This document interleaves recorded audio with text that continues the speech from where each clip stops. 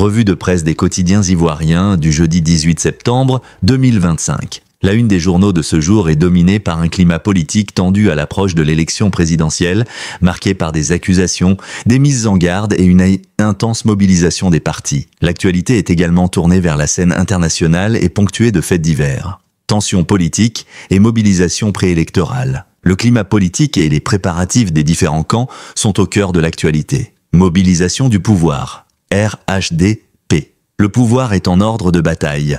L'Essor ivoirien et le Jour Plus rapportent que le gouvernement met en garde l'opposition et que le RHDP bat le rappel de ses troupes avec Amadou Sylla en figure de proue de la mobilisation. Le mandat précise que le président Alassane Ouattara aurait mis en place une équipe de vétérans pour conduire la campagne. Division et critiques au sein de l'opposition.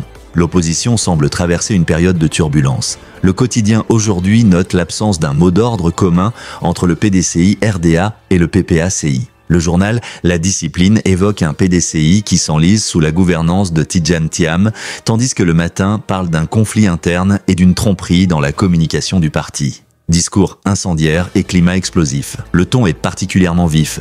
Le quotidien d'Abidjan titre sur une situation sociopolitique explosive, citant Abou Cissé, qui affirme qu'Alassane Ouattara est face au réveil imminent du peuple. Justice, droit et mise en garde de l'État. Les questions juridiques et l'autorité de l'État sont fortement présentes. Contestation de la justice. L'avocat du PDCI, Maître Blessis Chrysostome, est cité dans Le Temps pour affirmer que l'arrêt du Conseil constitutionnel ne fait pas honneur à la justice.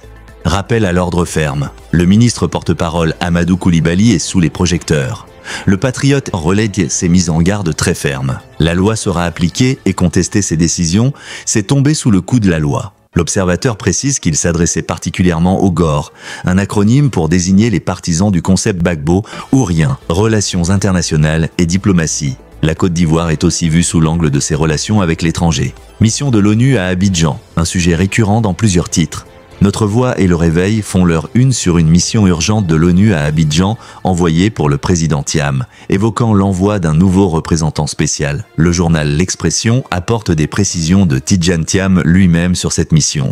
Diplomatie et absentéisme. Le journal L'Intelligent d'Abidjan rapporte que le président Ouattara a reçu les insignes du prix africain de la paix. À l'inverse, L'Expression souligne son absence à la 80e Assemblée générale de l'ONU. Par ailleurs, Le Matin indique qu'il a réaffirmé le plein soutien de la Côte d'Ivoire à Sidi Ould Tah, dimension internationale de la crise.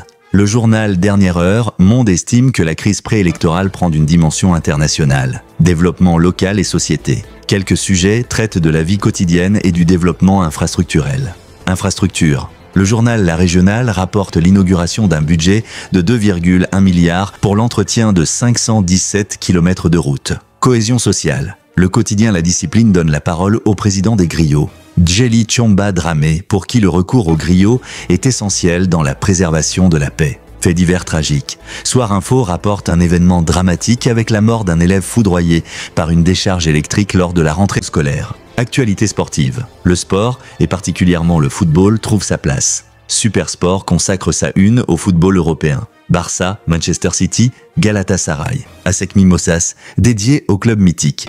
Titre sur un match contre le Power Dynamos. En résumé, la presse ivoirienne du 18 septembre 2025 peint le tableau d'une nation en pleine effervescence politique préélectorale où les rapports de force, les mises en garde et les mobilisations partisanes dominent largement l'agenda médiatique sans pour autant occulter les questions de développement et l'actualité internationale.